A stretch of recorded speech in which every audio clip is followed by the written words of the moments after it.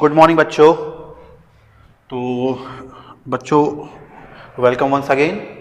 और अब हम क्लास 12 को आज फिर से आगे कंटिन्यू करते हैं। तो जैसे कि बच्चों हम सॉल्यूशन पढ़ रहे हैं और सॉल्यूशन में आपने काफ़ी कुछ पढ़ चुका है। हम आज पढ़ रहे हैं क्लास 12 क्या सॉल्यूशन। तो बच्चों समझेंगे हम कि हम लोग कल तक हमने जो है काफ़ी सारी चीज़ें पढ़ चुकी थी। जैसे कि हमने पढ़ा सॉल्यूशन क्या होता है, हमने पढ़ा टाइप्स ऑफ सॉल्यूशन क्या होता है, कंसंट्रेशन टर्म्स क्या होते हैं, आइडियल सॉल्यूशन क्या होता है, कॉलिगेटिव प्रॉपर्टी क्या होती है, नॉन आइडियल सॉल्यूशन क्या होता है। तो कल तक हम इतनी सारी बातें कर चुके थे। तो कल मैंने आपको एक चीज़ बताया था कि आइडियल सॉल्यूशन वो सॉल्यूशन होता है जो राउट्स लॉ को हर कंसंट्रेशन पे फॉलो करता है और उसकी कुछ प्रॉपर्टीज़ होती हैं, जैसे delta V is equal to 0, delta H is equal to 0, delta S is equal to greater than 0, delta G is equal to less than 0। ये सारी प्रॉपर्टीज़ होती हैं। ये किससे प्रॉपर्टीज़ होती हैं? आइडियल की। तो देखिए बच्चों, जैसे कि मैंने कल बताया था आपको कि ये एक हाइपोथेटिकल फेनोमेना है, सोची हुई चीज़ है। ठीक है, जैसे किसी साइंटिस्ट ने या किसी वैज्ञानिक ने सोचा कि अगर कोई सॉल्यूशन अगर आदर्श होता होगा तो कैसा होता होगा, तो ऐसा होता होगा। तो बच्चों हम इसकी पढ़ाई इस वजह से हमें और आगे नहीं करनी है क्योंकि ये होता ही नहीं है। तो जो होता ही नहीं है उसकी पढ़ाई नहीं करनी है। होता क्या है? Non ideal. Non ideal solution जो होता है ये एग्जिस्ट करता है। मैंने कल बताया था आपको कि ये जो आइडियल सॉल्यूशन होता है इसकी प्रॉपर्टी करीब करीब, मतलब कुछ ऐसे सॉल्यूशंस मिलेंगे आपको जिसकी प्रॉपर्टीज करीब करीब आइडियल सॉल्यूशन की तरह होगा, लेकिन आइडियल सॉल्यूशन नाम की कोई चीज दुनिया में नहीं होती। होता क्या है? Non ideal solution. और हमें इसी के बारे में पढ़ाई करनी है।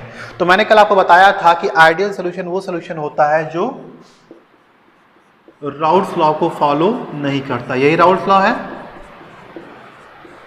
यही क्या है? यही राउट्स लॉ है। राउट्स लॉ को फॉलो नहीं करता। Delta V not equal to 0 होता है, delta H not equal to 0 होता है, delta S greater than 0, delta G less than 0। तो मैंने कल आपको बहुत डिटेल में ये चीज़ समझा दिया था कि ये सारी चीज़ें कैसे आती हैं। ठीक है, मोर देन एनफ, जितना आपके एनसीईआरटी में मैंने उससे दुगना करीब में बताया था आपको कि ये सब चीज़ें कैसी होती हैं। एनसीईआरटी में केवल लिख देता है। तो अब मुझे लगता है कि बहुत हद तक आपको ये बात क्लियर होगी कि ये सारी चीज़ें कैसे होती हैं। ठीक है, तो बच्चों आज क्या करेंगे हम? तो बच्चों आज हम क्या करेंगे कि इसके बारे में तो हमने पढ़ाई कर लिया है। चलिए ठीक है। अब होगा क्या बच्चों कि अब चूंकि आइडियल तो होता नहीं, होता नॉन आइडियल है, तो अब हम क्या करेंगे कि नॉन आइडियल के बारे में पढ़ाई करेंगे। किसके बारे में पढ़ाई करेंगे? नॉन आइडियल सॉल्यूशन के बारे में पढ़ाई करेंगे। देखिए बच्चों, मैंने बोला कि नॉन आइडियल सॉल्यूशन जो होता है वो राउल्स लॉ को फॉलो नहीं करता। तो राउल्स लॉ को फॉलो ना करने का मतलब ये होता है कि या वो राउल्स लॉ से डेविएट करता है। यही तो मतलब हुआ कि जैसे मान के चलिए कि अगर आप किसी के पीछे नहीं चल रहे हैं तो मतलब उसके दायां बाएं चल रहे हैं या उसके आगे चल रहे हैं। यही तो मतलब हुआ। ठीक है, तो हुआ क्या कि अगर ये राउल्स लॉ को फॉलो नहीं करता है तो यानी कि ये डेविएट करता है। तो ये दो तरह से डेविएट कर सकता है। ठीक है, या तो ये नेगेटिव डेविएशन शो करेगा, negative deviation from Raoult's law, या positive deviation from Raoult's law. यही दो पॉसिबिलिटी हो सकती है। अगर ये राउल्स लॉ से डेविएशन शो कर रहा है तो या तो ये क्या करेगा, इस सॉल्यूशन से नेगेटिव डेविएशन शो करेगा या फिर पॉजिटिव डेविएशन शो करेगा। यही दो कंडीशन है। क्या कोई कंडीशन हो सकती है? नहीं। ठीक है, तो देखेंगे बच्चों। तो अब हम पढ़ाई करेंगे किसकी? नेगेटिव डेविएशन की। तो चलिए ठीक है, आइए।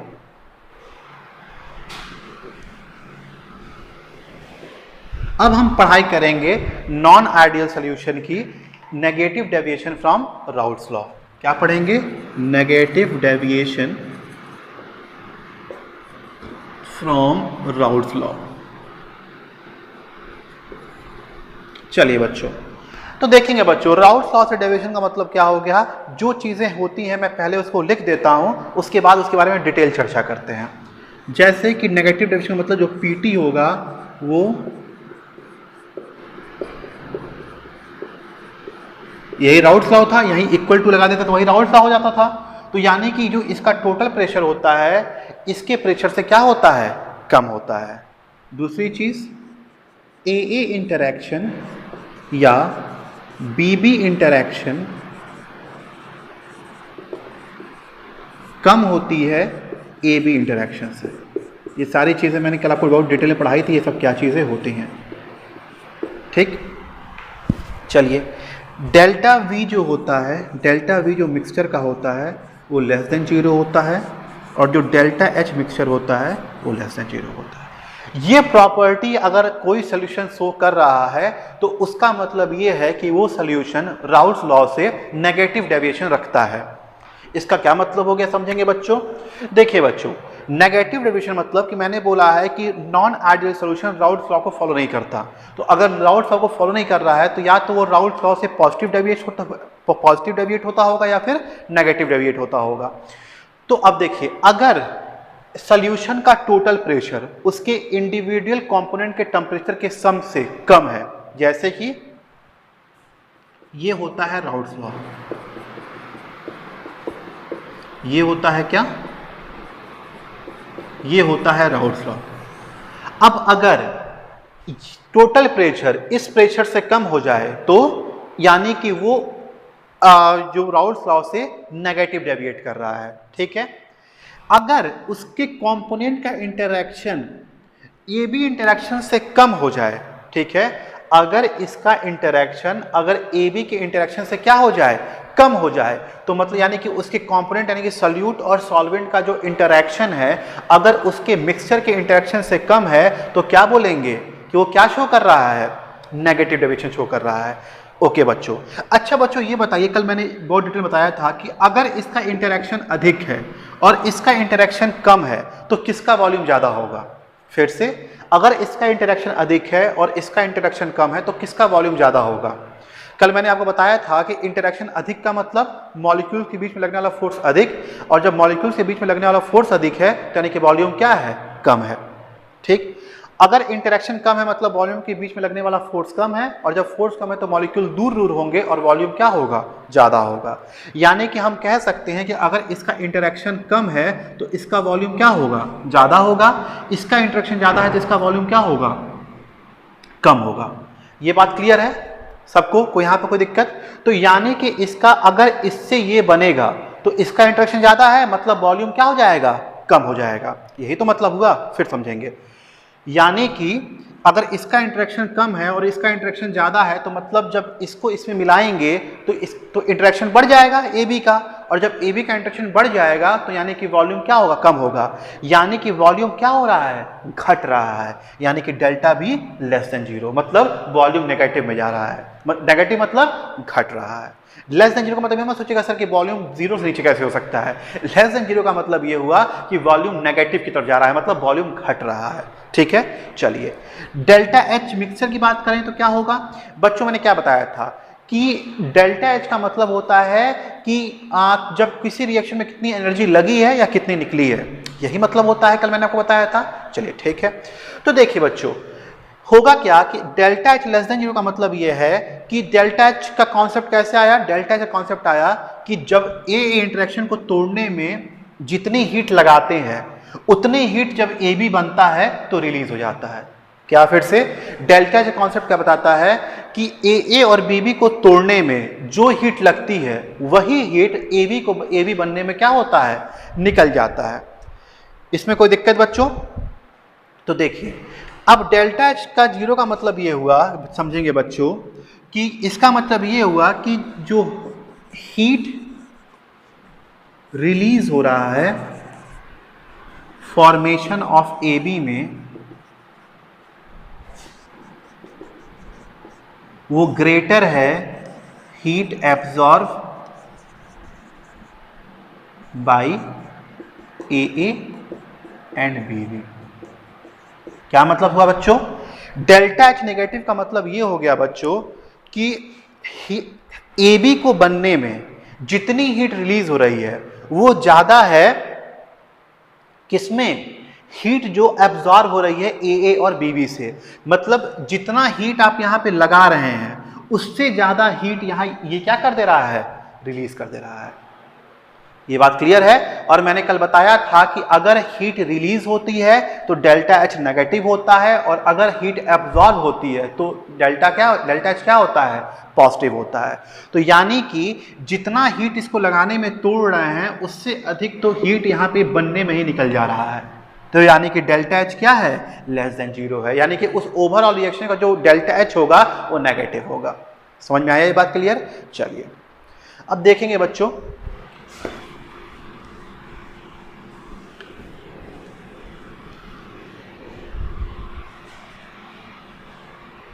चलिए बच्चों अब हम ग्राफ की बात करते हैं। बच्चों हमने एक ग्राफ बनाया था, हमने एक ग्राफ बनाया था कौन सा, चलिए जो मैंने आपको बना के दिखाया था मैं वही बनाता हूं।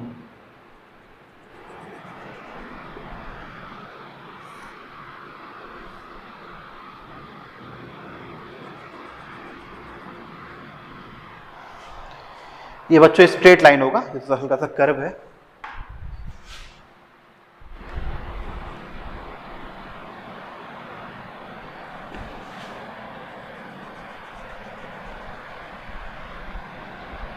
ठीक है,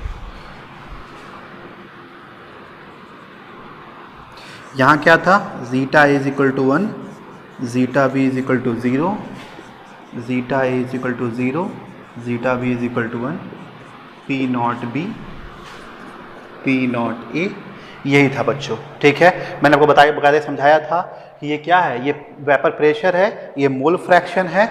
जब इधर से इधर की तरफ बढ़ेंगे तो ए का कंसंट्रेशन घट रहा है, बी का कंसंट्रेशन बढ़ रहा है, तो यहाँ पे जो प्रेशर होगा वो pressure due to pure A होगा, यहाँ पे जो प्रेशर होगा वो pressure due to pure B होगा। ये सारी बातें बता चुका था। मैं ये भी बता चुका था कि ये दोनों अगर आप आपस में इक्वल कर देते हैं तो भी कोई दिक्कत नहीं है, लेकिन इक्वल करने का मतलब आप यानी कि वो गैस क्या कर रहा है, राउल्ट्स लॉ को फॉलो कर रहा है। चलिए उतना डीप नहीं जाना है। अब देखिए बच्चों, अगर कोई ये जो सोल्यूशन है, ये जो आप सोल्यूशन आप देख रहे हैं, ये एक उस सोल्यूशन का ग्राफ है जो कि आइडियल है।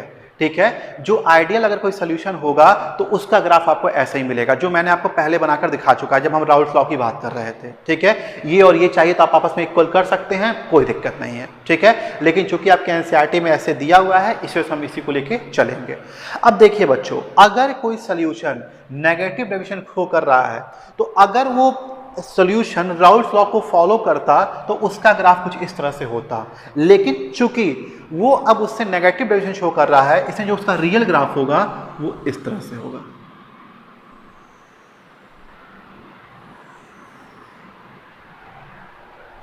समझ में आया दोस्तों। जब आप एनसीईआरटी देखेंगे तो उसका मतलब वो आपको एनसीईआरटी में कुछ इस तरह से ही आपको दिखेगा। अब पूछेंगे सर इसका मतलब क्या हुआ, तो बच्चों इसका मतलब समझिए। इसका मतलब ये हुआ कि जो P नॉट ए यहां पे आप ऑब्जर्व कर रहे थे, मतलब जो P नॉट ए यहां पे आप ऑब्जर्व कर रहे थे, सॉरी ये, हाँ चलिए ठीक है, एक मिनट चाहिए, एक मिनट चलिए देखेंगे बच्चों। देखिए यहां पे बच्चों अब क्या है कि यहां पर सपोज करिए ये क्या है, P नॉट ए है, मतलब यहां पर क्या है, जो प्रेशर है वो ड्यू टू प्योर ए है और यहां पे pressure due to pure B है।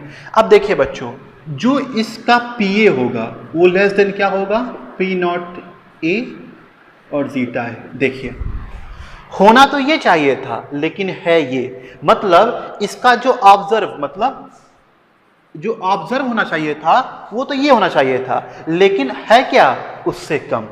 उसी तरह PB का जो ऑब्जर्व होना चाहिए था वो तो होना चाहिए था ये, लेकिन है क्या, उससे कम। इसी वजह से PA प्लस PB करेंगे तो क्या होगा, PT less than P naught A, zeta A plus P naught B, zeta.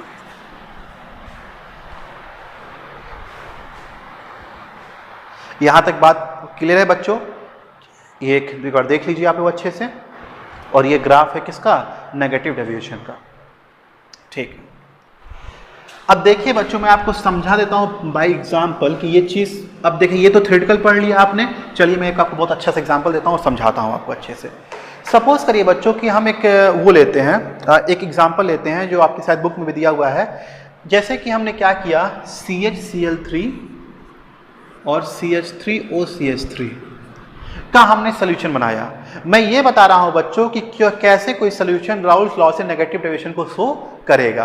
तो क्या होगा बच्चों, जो आप ये देख रहे हैं, अगर इन दोनों को, अगर आप इन दोनों का सोल्यूशन बनाएंगे तो ये आपको जो है कुछ इस तरह से दिखेगा। ये CH3Cl3 ऐसे बना दें, किसी को कोई दिक्कत नहीं। ये हम ऐसे बना दें, किसी को कोई दिक्कत नहीं। अब आपको पता होगा बच्चों कि O और H के बीच में एक बॉन्ड, एक स्पेशल टाइप का बॉन्ड बनता है, जिसको क्या बोलते हैं बच्चों, हम हाइड्रोजन बॉन्ड बोलते हैं। O और H के बीच में एक स्पेशल तरीके का बॉन्ड बनता है, जिसको हम क्या बोलते हैं, H बॉन्ड बोलते हैं। ठीक है बच्चों, वो अब H बॉन्ड का एक अलग से पूरा टॉपिक है, उसके बारे में हम डिटेल डिस्कस करेंगे।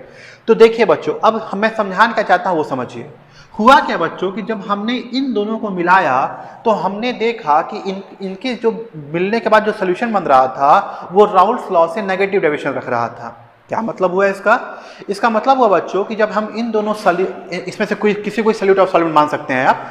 तो देखिए अब क्या हो, जब मैंने इन दोनों को मिलाया बच्चों तो हमने देखा कि ये जो सोल्यूशन मिल के तैयार हो रहा था, यही बन रहा है आपका।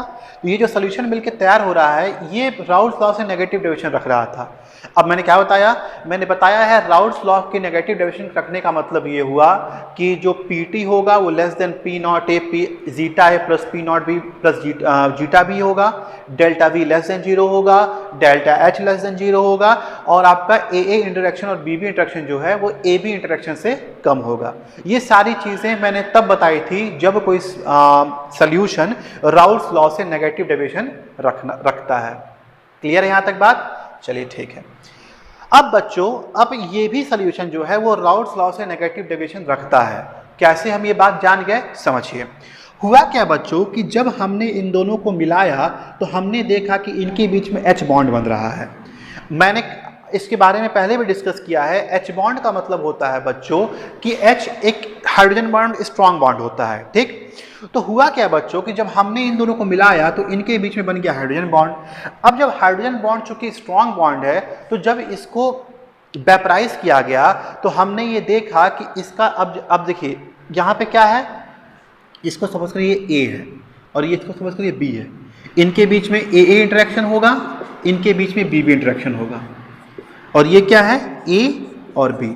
अब देखिए बच्चों, इनके बीच में जो लगने वाला, मतलब एक CH3 और दूसरा ये सपोज कर लीजिए, आप ये सपोज कर लीजिए, इनके बीच में लगने वाली बॉन्ड जो एनर्जी होगी, और इसी तरह से एक मॉलिक्यूल और ले लीजिए। ये है नहीं एक्चुअली स्ट्रक्चर, बस मैं केवल आपको दिखाने की बता रहा हूँ।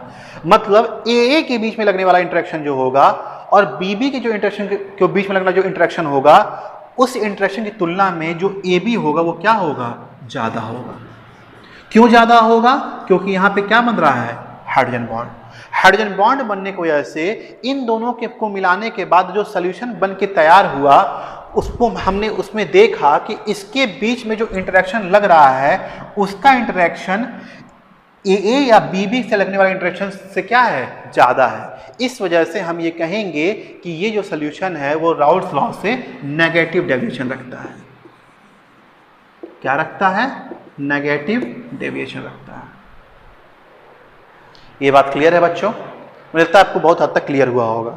फिर समझा दूं, जब आप CH3Cl3 और इसको मिलाए हैं तो हुआ क्या है आपको कि आप ये पाए हैं कि यहाँ के बीच में इनके बीच में एक हाइड्रोजन बॉन्ड फॉर्म हो रहा है। चूंकि हाइड्रोजन बॉन्ड स्ट्रॉन्ग बॉन्ड होता है और उसके बीच में लगने वाले जो स्ट्रेंथ है वो AA के स्ट्रेंथ से या BB के स्ट्रेंथ से क्या है, बहुत ही ज़्यादा पावरफुल है या बहुत ही ज़्यादा है। ठीक है, तो यानी कि हम ये पाएंगे कि जब इसके बारे में हम स्टडी करेंगे तो चूंकि एक आपको मिल गया क्या कि AB interaction is greater than AA interaction and BB interaction, यानी कि इसका मतलब हुआ कि ये राउल्स लॉ से कैसा डेविएशन रखेगा, नेगेटिव डेविएशन रखेगा। ये बात क्लियर है बच्चों? ऐसे बहुत सारे एग्जांपल्स हैं, आप चाहिए तो और भी एग्जांपल्स आपके बुक में दिया होगा, देख सकते हैं, नहीं तो इतना भी काफ़ी है। चलिए बच्चों, अब हम बात करेंगे बच्चों पॉजिटिव डेविएशन की। वो नॉन आइडियल सॉल्यूशन जो राउल्ट्स लॉ से पॉजिटिव डेविएशन रखते हैं। क्या रखते हैं? राउल्ट्स लॉ से पॉजिटिव डेविएशन रखते हैं। क्या मतलब होगा इसका बच्चों? देखिए बच्चों, जो चीजें हमने नेगेटिव में पढ़ी हैं, समझ पाते हो, उस अपोजिट का क्या हो जाएगा? पॉजिटिव हो जाएगा। जैसे कि जो PT होता है वो greater than P naught A zeta A,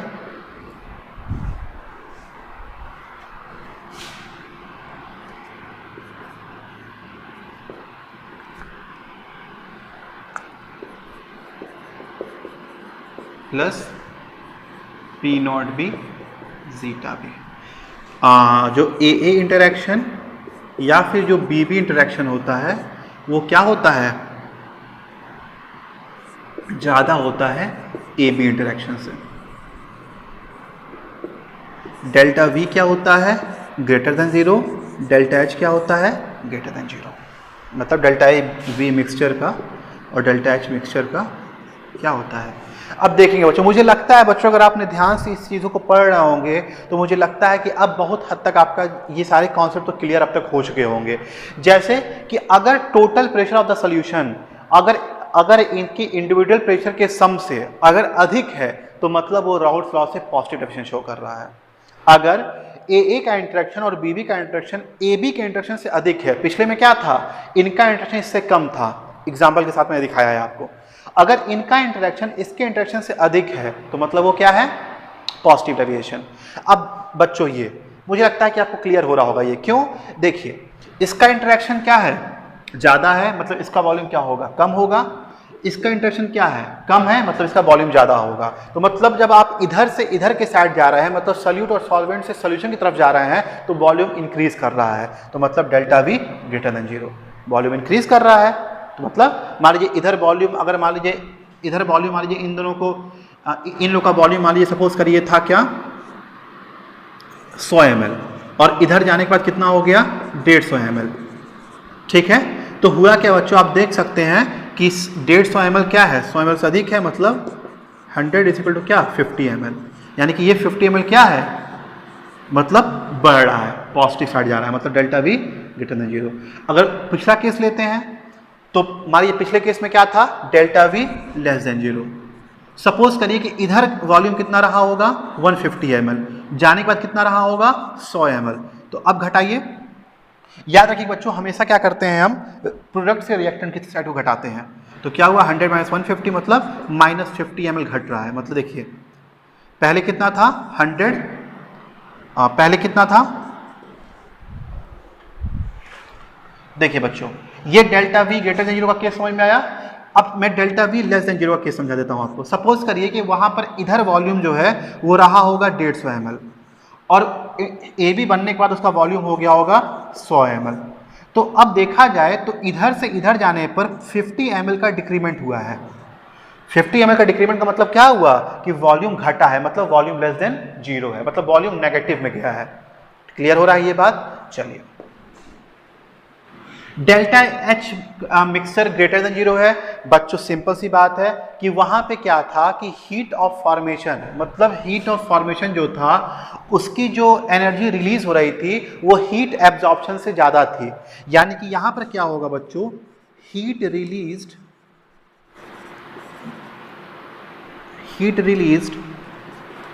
in formation of AB is less than heat absorbed by AA and BB। मतलब जितना हीट आप इसको दे रहे हैं तोड़ने के लिए, उससे कम हीट ये जब बन रहा है तो रिलीज हो रहा है। बात समझ में आ रही है क्या कह रहा हूं मैं? फिर समझिए, यानी कि जो हीट रिलीज हो रही है इन फॉर्मेशन ऑफ AB, मतलब यानी कि इसको तोड़ने में जो हीट आप दे रहे हैं उससे कम हीट रिलीज हो रहा है जब ये बंध रहा है। यानी कि इसका मतलब क्या होगा बच्चों? इसका मतलब आप ये समझ सकते हैं कि, यानी कि समझिए, यानी जितना हम हीट दिए उससे कम हीट निकल रहा है। मतलब सपोज कि इधर अगर आपने 300 किलो जूल दिया तोड़ने के लिए, ठीक है, इनको तोड़ने के लिए 300 किलो जूल दिया, और जब ये बना तो 250 किलो जूल ही एनर्जी रिलीज हुई। मतलब ये एनर्जी आपने दिया और ये एनर्जी बाहर गई, ठीक है। तो अगर आप देखा जाए तो देखिए डिफरेंस कितना आ रहा है एनर्जी का, 50। अब देखिए बच्चों समझेंगे आप एक चीज, आपने 300 दिया और 250 ही क्या हुआ, रिलीज हुआ, यानी कि 50 केजी किलो जूल जो एनर्जी थी या जो हीट थी वो इसके पास रह गई। मतलब इसके पास हीट क्या है, पॉजिटिव में है, मतलब delta H greater than 0। Clear हुआ? फिर समझेंगे। सपोज करिए कि आपने 300 किलो जूल ए और बीबी को तोड़ने के लिए दिया था, और जब ए और बीबी टूट के ए बी बना तो केवल 250 किलो जूल एनर्जी रिलीज हुई, यानी कि 50 किलो जूल एनर्जी अभी भी इस सिस्टम के पास है। मतलब डेल्टा एच अभी पॉजिटिव में चल रहा है, ठीक है। मतलब जो हीट आपने दिया है वो अभी भी कुछ हिस्सा इसके पास मौजूद है। आप ऐसे मोटा मोटी समझ लीजिए, ठीक है। अगर अपोजिट केस की बात करें, डेल्टा एच लेस देन 0, तो सपोज करिए कि आपने 250 किलो जूल लगाया इसको तोड़ने के लिए, और जब ये ए बी बन के तैयार हुआ, जब ए बी बन के, हाँ चलिए बच्चों दिख रहा है कैमरे में, हाँ बिल्कुल दिख रहा है, 250 किलो जूल आपने लगाया इसको तोड़ने के लिए, और 300 किलो जूल क्या हो गया, जब ये ए बी बना तो निकल गया। तो देखिए बच्चों, आपने लगाया कितना था, 250, निकला कितना, 300, यानी कि ये सिस्टम नेगेटिव में चला गया। मतलब ये अपना भी जो हीट रहा होगा वो दे दिया होगा, तो मतलब डेल्टा एच क्या हो जाएगा, नेगेटिव। तो मतलब जब डेल्टा एच पॉजिटिव हो तो पॉजिटिव डेविएशन, जब डेल्टा एच नेगेटिव हो तो नेगेटिव डेविएशन। ऐसे याद कर सकते हैं आप, बहुत अच्छी बात है। अगर डेल्टा एच नेगेटिव है तो नेगेटिव, डेल्टा वी नेगेटिव है तो negative deviation, delta H negative है तो negative deviation, delta V positive है तो positive deviation, delta H positive है तो पॉजिटिव डेविएशन। ये बात क्लियर है बच्चों? चलिए ठीक है। अब एक चीज ध्यान देंगे बच्चों, ये सारी चीजें हो गई, तो चलिए अब इसका ग्राफ बना लेते हैं। मुझे लगता है इसका ग्राफ तो आप पहले से गेस कर लिए होंगे कैसा होगा।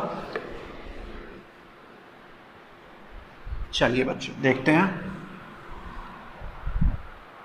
देखिए बच्चों ग्राफ आइए बात करते हैं। तो मुझे लगता है ग्राफ तो अब तो हैंडी हो गया होगा ग्राफ आपके लिए, और अब जब आप एनसीईआरटी अपना खोल के देखेंगे तब आपको एनसीईआरटी से डर नहीं लगेगा, उसको पढ़ने में मजा आएगा।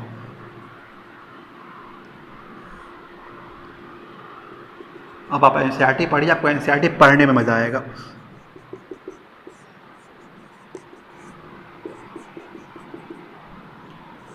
एक चीज़ और बच्चों ध्यान रखेंगे, एनसीईआरटी को देख के डरिएगा मत।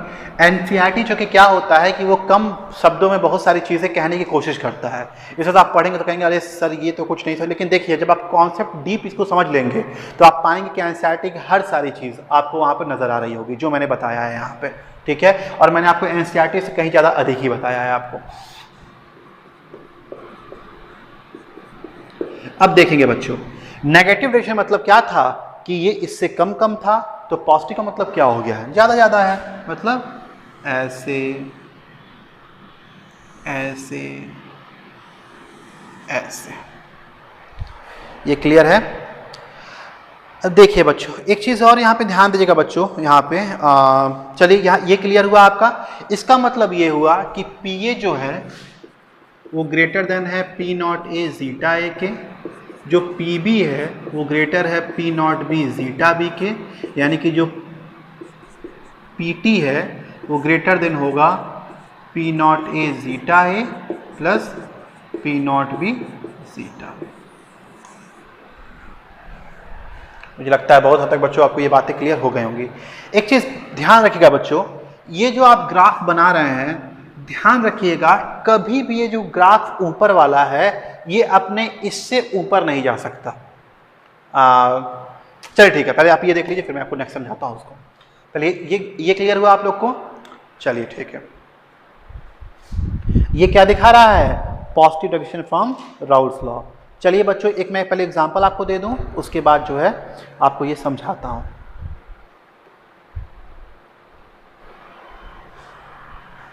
ये क्लियर हो बच्चों? चलिए एक एग्जांपल पहले ले लेते हैं। सपोज करिए बच्चों कि हम क्या करेंगे, हम क्या करते हैं, हम लेते हैं पानी और लेते हैं बेंजीन। क्या लिए हैं हम? पानी और बेंजीन। और इसको क्या किए हम वापस में घोल दिए, डाल दिए एक दूसरे में, ठीक है। दोनों पोलर सॉल्वेंट है, घुल जाएगा।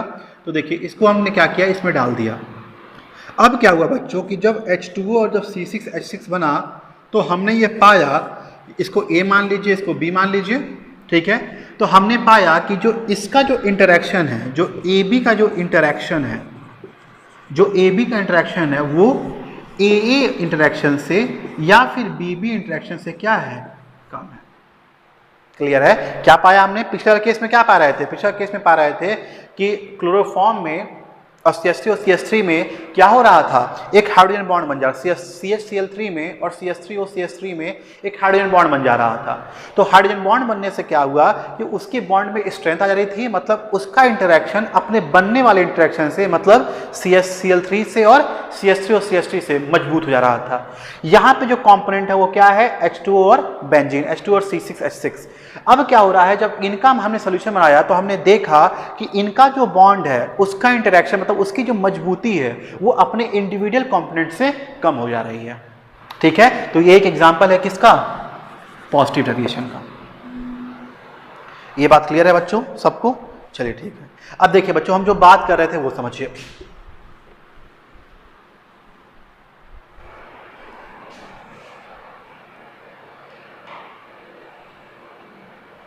अब देखिए बच्चों जो हम बात कर रहे थे पहले वो मैं आपको समझा दूं। होता क्या है बच्चों कि पॉजिटिव डेविएशन में दो टाइप्स देखे गए हैं। पहले मैं समझा दूं क्या है।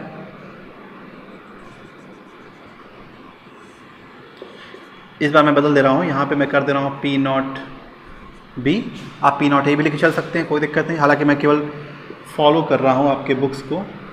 P0A, ओहो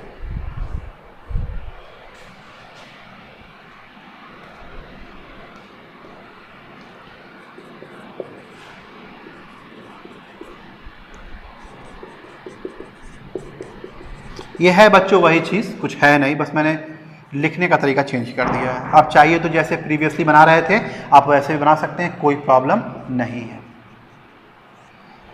वहाँ पे क्या था, यहाँ पे P0A था, यहाँ P0B था। यहाँ देखिए यहाँ 0 है तो यहाँ पे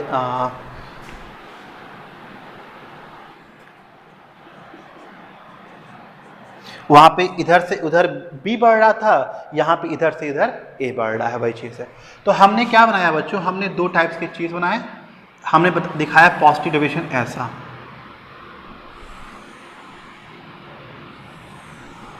और यही आपके एनसीईआरटी में दिया हुआ है, सॉरी।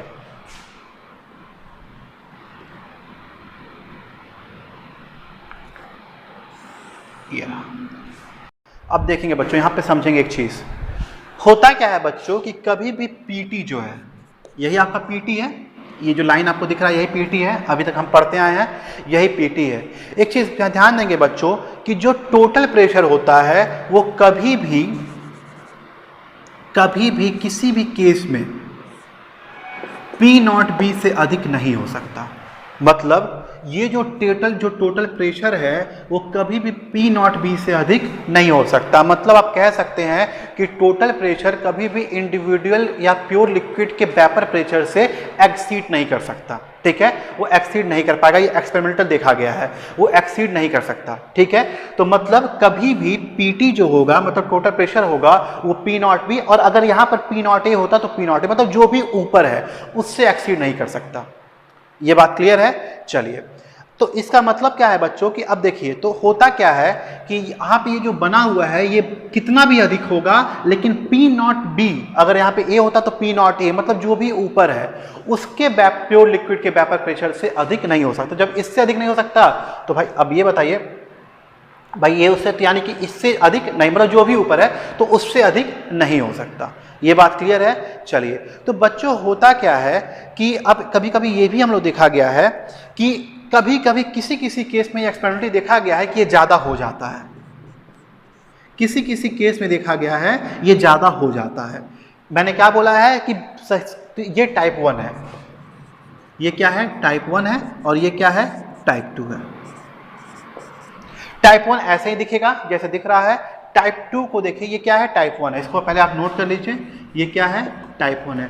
टाइप 1 वो केस है कि जहां पर टोटल प्रेशर अपने पी नॉट बी यानी कि अपने इंडिविजुअल प्योर लिक्विड के वेपर प्रेशर को क्रॉस नहीं कर सकता या ज़्यादा नहीं हो सकता। ये टाइप 1 हो गया। टाइप 2 क्या होगा बच्चों, देखेंगे। टाइप 2 थोड़ा ऐसे बना लीजिए, थोड़ा दिख रहा होगा, ये ज़्यादा हो गया। आपको पहले भी लिख लेंगे, एक दिखाने की बस बात पे आप दिखा रहा हूँ। सपोज ये टाइप 2 मान लीजिए, क्या है, टाइप 2 है। तो टाइप 2 वो होता है जहाँ पर टोटल प्रेशर अपने इंडिविजुअल सिंगल कंपोनेंट के वेपर प्रेशर से ज़्यादा हो सकता है। यहाँ तक क्लियर हुआ बच्चों? तो एक चीज़ याद रखिएगा, जो टाइप 2 है बच्चों, ये बनाता है क्या, type 2 forms azeotropic solution. Type 2 forms azeotropic solution. ये फिलहाल अभी केवल लिख लीजिए, इसको मैं लास्ट में एक अलग टॉपिक बना के पढ़ाऊंगा, ठीक है।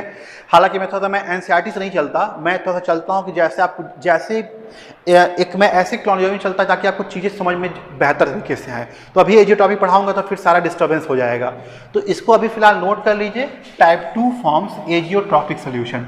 टाइप 2 जो होता है, टाइप 2 वो एजियोट्रॉपिक सॉल्यूशन बनाता है, और इसके बारे में हम एकदम बिल्कुल लास्ट में चैप्टर के बहुत डिटेल डिस्कस करेंगे। यहाँ तक बात क्लियर है? चलिए इसको नोट कर लीजिए बच्चों। चलिए ठीक बच्चों, चलिए अब देखते हैं बच्चों एक चीज़ और।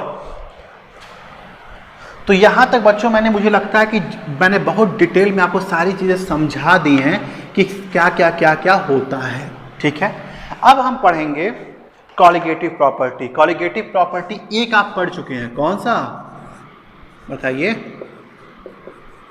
कॉलिगेटिव प्रॉपर्टी आप एक पढ़ चुके हैं, कौन सा पढ़ चुके हैं बताइए? आप पढ़ चुके हैं relative lowering of vapour pressure. अगर आपको याद आ रहा होगा तो मैंने बताया था, क्या बताया था, कि अगर हम दो कंपोनेंट लें, एक सॉल्यूट और सॉल्वेंट, और सॉल्वेंट को हम और सॉल्यूट को नॉन वोलेटाइल ले लें। नॉन वोलेटाइल मतलब जैसे आपका यूरिया हो गया, सुक्रोज हो गया, ग्लूकोज हो गया।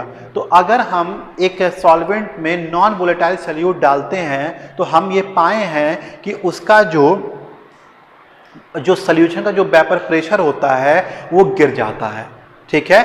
क्यों? मैंने आपको समझाया भी था कि जो बी होते हैं, मतलब जो बी सॉल्यूट होता है, जो नॉन वोलेटाइल होता है, वो ए को ऊपर सरफेस पे आने से रोकता है, और जब ऊपर सरफेस पे आने से रोकता है तो जो ओवरऑल वेपर प्रेशर है उस सॉल्यूशन का वो गिर जाता है। उसी को बोलते हैं हम relative lowering of vapour pressure. देखिए बच्चों, मैं इस वजह से कह रहा था कि मैं एनसीईआरटी से नहीं पढ़ा था। देखिए बच्चों, उस समय आपको बताने लायक थी तो मैं वहीं पर बता के आपको खत्म कर दिया, ठीक है। देखिए अब वो दोबारा यहाँ पर आया है। तो पहला कॉलिगेटिव प्रॉपर्टी होती है relative lowering of vapour pressure. Colligative property क्या होती है? कॉलिगेटिव प्रॉपर्टी वो प्रॉपर्टीज होती हैं जो सॉल्यूट के नंबर पे डिपेंड करती हैं, नेचर पे डिपेंड नहीं करती। क्या होती हैं? कॉलिगेटिव प्रॉपर्टी वो प्रॉपर्टीज होती हैं जो किसी भी सॉल्यूट के नंबर पे डिपेंड करती हैं, नेचर पे डिपेंड नहीं करती। तो पहला कॉलिगेटिव प्रॉपर्टी होता है बच्चों relative lowering of vapour pressure. Relative lowering of vapour pressure. Second होता है बच्चों क्या? Elevation in boiling point. दूसरा क्या होता है? Elevation in boiling point. तीसरा होता है बच्चों डिप्रेशन इन फ्रीजिंग पॉइंट।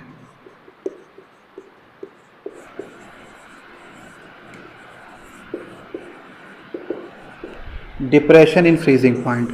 और चौथा होता है बच्चों ऑस्मोटिक प्रेशर।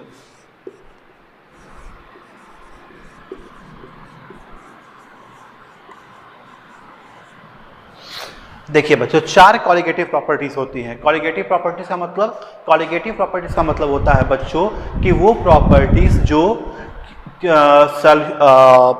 सॉल्यूट के नंबर पे डिपेंड करती हैं, सॉल्यूट के नेचर पर डिपेंड नहीं करती। चार तरह के कॉलिगेटिव प्रॉपर्टीज आपको अपने इस इंटर में या आपके इंटरमीडिएट में पढ़ना है। Relative lowering of vapour pressure, जिसके बारे में बहुत डिटेल में मैं पहले आपको समझा चुका हूँ, एक एक चीज़ कैसे होता है, क्यों होता है, इक्वेशन कैसे आता है, हर कुछ। जो हमने तीन नहीं पढ़ा है वो है elevation in boiling point, depression in freezing point और ऑस्मोटिक प्रेशर। क्लियर है बच्चों यहाँ तक? चलिए, तो आज हम स्टार्ट करेंगे अपना second colligative property, elevation in boiling point. आज हम स्टार्ट करेंगे क्या, elevation in boiling point. Second colligative property, elevation in boiling point. क्या स्टार्ट करेंगे बच्चों, एलिवेशन इन बॉइलिंग पॉइंट। देखिए बच्चों, इससे पहले मैं आपको इक्वेशन बताऊं और दुनिया भर का मैथमेटिक आपको सोल्यूशन इसका वो दे दूं, मैं इक्वेशन दे दूं, पहले आप इसको फील कर लीजिए कि ये होता क्या है। चलिए मैं पहले आपको फील करा देता हूं मैं पहले आपको। देखिए बच्चों, मैंने बताया था कि जब आप किसी सॉल्वेंट में नॉन वोलेटाइल सल्यूट डालते हैं तो वो नॉन वोलेटाइल जो सल्यूट होता है वो ए को हिंडर करता है सरफेस पे आने से, जिससे क्या होता है कि उस सॉल्यूशन का जो ओवरऑल वेपर प्रेशर होता है वो डिक्रीज हो जाता है। ठीक है, चलिए ये और इसी से संबंधित ये है, इसलिए मैं बार बार इसको बोल रहा हूँ, इसी से रिलेटिव है ये। अब देखेंगे बच्चों, अब हम बात करते हैं बॉइलिंग पॉइंट की। तो बच्चों मैं पूछूं बॉइलिंग पॉइंट का डेफिनेशन क्या होता है, तो बॉइलिंग पॉइंट का डेफिनेशन आप बताएंगे मुझे कि बॉइलिंग पॉइंट का डेफिनेशन होता है कि when the vapour pressure is equal to the atmospheric pressure then we can say that any liquid is boiling. क्या मतलब हुआ, फिर समझिए, when the vapour pressure of any liquid is equal to the atmospheric pressure then we say that the liquid is boiling. अगर किसी liquid का vapour pressure अगर atmosphere के एटमॉस्फेरिक प्रेशर के बराबर हो जाए तो हम कहेंगे कि अब बॉइलिंग हो रही है। फिर मतलब कि जैसे हम बोलते हैं ना कि पानी का जो है वो 100 डिग्री सेल्सियस बॉइलिंग पॉइंट है, कहाँ पे, यहाँ पे। आपने सुना होगा कि पहाड़ पे जाने पे बॉइलिंग पॉइंट बदल जाता है, या ये मैं वही समझाता हूँ क्यों बदलता है। जैसे बच्चों आज जहाँ पर आप बैठे हैं इस समय अपने घरों में, गोरखपुर में तो या कहीं पर भी, तो जब जहाँ बैठे हैं आप, तो यहाँ पर क्या होगा, जब पानी आप खौलाना स्टार्ट करेंगे तो 100 डिग्री सेल्सियस तापमान पे आपके पानी का जो वेपर प्रेशर है वो एटमॉस्फेरिक प्रेशर के बराबर हो जाता है। जैसे यहाँ पे एटमॉस्फेरिक प्रेशर क्या है, 760 mm ऑफ Hg है। ठीक है, यहाँ पे क्या है, 760 mm ऑफ Hg। तो यहाँ पे क्या होता है दोस्तों कि पानी जो होता है वो 100 डिग्री सेल्सियस पे उसका जो वेपर प्रेशर होता है वो 100 डिग्री सेल्सियस पे 760 mm ऑफ Hg के बराबर हो जाता है, और हम कहते हैं कि पानी जो है वो 100 डिग्री सेल्सियस पे क्या हो रहा है, उबल रहा है। चलिए ठीक, अब क्या हुआ बच्चों कि सपोज करिए कि आपने सुना होगा कि पहाड़ी इलाकों में दाल जल्दी गलती नहीं है, अक्सर आपने ये बात सुनी होगी। ठीक है, या आपने देखा होगा कि आपके घरों में अगर अंडा बनता है या कहीं अगर आप बाहर कभी अंडे के ठेले पे गए हो तो आप देखे होंगे बच्चों कि जो अंडा वाला होता है वो अंडा उबालने से पहले नमक डालता है। या अगर आपके घरों में बनता है तो आपके घर में आपकी मम्मी या आपकी सिस्टर, आपने देखा होगा या आप खुद भी, कि जब अंडा उबालते हैं तो उसमें पानी उसमें पहले हम डाल देते हैं नमक। तो ऐसा क्यों करते हैं, तो क्या होगा, जब आप अपनी मम्मी से पूछेंगे या उस अंडे वाले से पूछेंगे जो साइंस नहीं पढ़ा है, जो केमिस्ट्री नहीं जानता है, तो बोलेगा कि बाबू ऐसा इस वजह से होता है, इससे अंडा टूटता नहीं है या अंडा फटता नहीं है। वो यही बात बोलेगा, क्या होगा, वो बोलेगा अंडा फटता नहीं है। अब समझिए क्या है, मैं क्यों समझा रहा हूँ ये बात चीज़ें। जो अंडे वाला केस है वो मैं पढ़ाऊँगा आपको फ्रीजिंग पॉइंट वाले केस में, जो पहाड़ वाला है वो मैं अभी समझाता हूँ आपको। हुआ क्या दोस्तों, जब आप ऊपर पहाड़ पे गए तो आपको पता है कि जैसे जैसे ऊंचाई बढ़ती है एटमॉस्फेरिक प्रेशर कम होता है। क्या, जैसे जैसे आप ऊंचाई पे जाते हैं एटमॉस्फेरिक प्रेशर कम होता है। क्यों कम होता है ये मैं कभी डिटेल में बताऊंगा, उतना टाइम नहीं, मैं नहीं बर्बाद करना चाहता। इतना जानिए कि जैसे जैसे आप ऊपर बढ़ते हैं जो एटमॉस्फेरिक प्रेशर होता है वो कम होता है। क्यों, क्योंकि हवा की लेयर पतली होती जाती है। अभी कई सारे लेयर्स हैं हवा के, जब और ऊपर जाएंगे तो हवा की लेयर पतली होती जाएगी और जो एटमॉस्फेरिक प्रेशर होता है वो क्या होता है, कम होता है। ठीक है, चलिए यही रीजन है इसका कि हवा का लेयर क्या होता है, कम होता है। अब क्या हुआ बच्चों कि जब ऊपर आप गए तो वेपर प्रेशर कम हो गया, ऊपर जब आप गए तो एटमॉस्फेरिक प्रेशर कम हो गया। अब मैंने बोला है कि जब वेपर प्रेशर एटमॉस्फेरिक प्रेशर के बराबर होगा तभी हम कहेंगे कि वो वहाँ पे बॉइलिंग हो रही है। ठीक है, अब सपोज करिए कि दाल पकती होगी 110 डिग्री सेल्सियस, मैं एक एग्जांपल ले रहा हूँ। सपोज करिए कि दाल कितने पे गलती होगी, 110 डिग्री सेल्सियस पे। अब जब ऊपर आप पहाड़ी क्षेत्रों पे गए, जब यहाँ पहाड़ पे आप यहाँ चले गए आप, तो सपोज करिए कि यहाँ पर जो है, यहाँ पर एटमॉस्फेरिक प्रेशर कितना है, 760 mm ऑफ Hg, और सपोज करिए यहाँ पर क्या है, यहाँ पर सपोज क्या है 400 mm ऑफ Hg। अब सपोज करिए पानी को यहाँ पर पानी को अपना vapour pressure 760 mm of Hg तक पहुँचाने में सपोज करिए 100 डिग्री सेल्सियस तापमान पर, सपोज करिए यहाँ नीचे 100 डिग्री सेल्सियस तापमान पर पानी का जो वेपर प्रेशर है वो 760 mm ऑफ Hg हो जाता है। ठीक है, मतलब 100 डिग्री सेल्सियस उस पानी का यहाँ पर क्या है, बॉइलिंग पॉइंट है। क्लियर। चलिए, जब आप ऊपर की तरफ गए तो आपने पाया कि 400 mm ऑफ Hg तक अपना वेपर प्रेशर पहुंचाने के लिए पानी को केवल 70 डिग्री सेल्सियस तापमान काफ़ी है, यानी कि 70 डिग्री सेल्सियस पे ही उसका वेपर प्रेशर क्या हो जाता है, 400 mm ऑफ Hg हो सकता है। तो यानी कि आप कहेंगे कि उस पहाड़ी इलाके में जो पानी बॉयल हो रहा है वो 70 डिग्री सेल्सियस पर बॉयल हो रहा है। ये बात बच्चों समझ में आपको क्लियर हो रही है? फिर मैं बताता हूँ, बहुत डिटेल में मैं बता रहा हूँ, हालांकि ये चीज़ नहीं आपके एनसीईआरटी में, लेकिन मैं तब भी चाहता हूँ आपका कॉन्सेप्ट क्लियर रहे, आप फील कर पाए केमिस्ट्री को। देखिए, मैंने क्या कहा बच्चों कि यहाँ जहाँ बैठे हैं इस समय गोरखपुर में, जहाँ मैं पढ़ा रहा हूँ, यहाँ पे जो मेरे ऊपर एटमॉस्फेरिक प्रेशर है वो 760 mm ऑफ Hg है। मतलब अगर हम एक थर्मामीटर ले लें और उसमें हम मरकरी भर दें तो इस समय वो मरकरी का पारा 760 mm पे जाके रुक जाएगा। ठीक है, यहाँ पर 760, अब हमने क्या किया, यहाँ पानी को उबालना स्टार्ट किया। यहाँ हमने क्या किया, यहाँ पे स्टोव पे रख के पानी को उबालना स्टार्ट किया। हमने पाया कि जब हम पानी का तापमान 100 डिग्री सेल्सियस तक बढ़ाते हैं तो यहाँ से निकलने वाले वेपर का जो प्रेशर है वो 760 mm ऑफ Hg हो जाता है। ये बात क्लियर है बच्चों? 760 mm ऑफ Hg हो जाता है। ठीक, 760 mm ऑफ Hg हो जाता है। तो क्या हुआ बच्चों, यानी कि यहाँ पे इसका बॉइलिंग पॉइंट कितना हुआ, 100 डिग्री सेल्सियस। फिर बच्चों हमने देखा कि जब हम पहाड़ी इलाके पे गए तो हमने देखा कि पानी को फिर हमने पहाड़ी इलाके पे गर्म किया। ये कहाँ पे था, ये जमीन, यहाँ पे हम लोग हैं, ये क्या है, लैंड पे मान लीजिए, जहाँ हम लोग फिलहाल हैं। ये क्या है, माउंटेन पे। माउंटेन पे हमने क्या पाया बच्चों कि माउंटेन पे जब हमने पाया, जब यहाँ पे हम पानी उबालना स्टार्ट किए तो हमने देखा कि माउंटेन पे सपोज करिए कि अगर प्रेशर कितना है, 400 mm of Hg, 400 mm of Hg अगर प्रेशर है माउंटेन पे, तो हमने पाया कि 70 डिग्री सेल्सियस पर ही क्या हो रहा है, ये जो वेपर प्रेशर है वो 400 mm ऑफ Hg पहुंच जा रहा है। यानी कि यहाँ पे बॉइलिंग पॉइंट कितना था, 100 डिग्री सेल्सियस, और यहाँ पे बॉइलिंग पॉइंट कितना था, 70 डिग्री सेल्सियस। अब दाल पकती कितने पे है, 100 डिग्री सेल्सियस पे। यानी कि जमीन पे अगर हम हल्का सा अगर अपना हम आंच बढ़ाएंगे, मतलब जैसे ही हम 100 डिग्री सेल्सियस को हल्का सा एक्सीड करेंगे तो मतलब दाल क्या होगी, तुरंत पक जाएगी। ठीक है, क्योंकि बॉइलिंग पॉइंट से केवल 10 डिग्री सेल्सियस ऊंचा करना है, यानी कि हल्का सा और हमें हीट बढ़ाना होगा। लेकिन माउंटेन पर 110 डिग्री सेल्सियस पहुंचने के लिए हमें 40 डिग्री सेल्सियस बढ़ाना पड़ेगा, मतलब बॉइलिंग पॉइंट से 4 डिग्री सेल्सियस बढ़ाना पड़ेगा।